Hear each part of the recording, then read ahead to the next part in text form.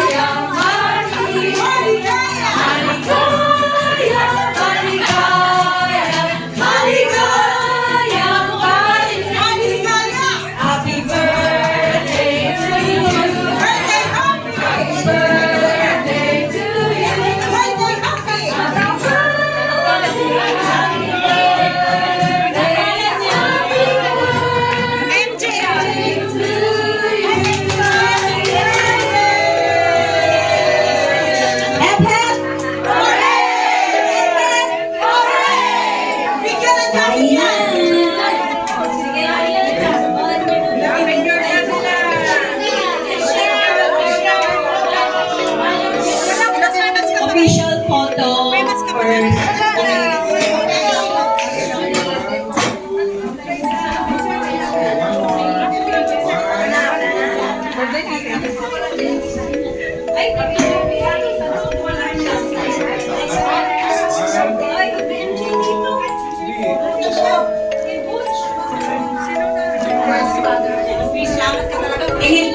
Butch kasi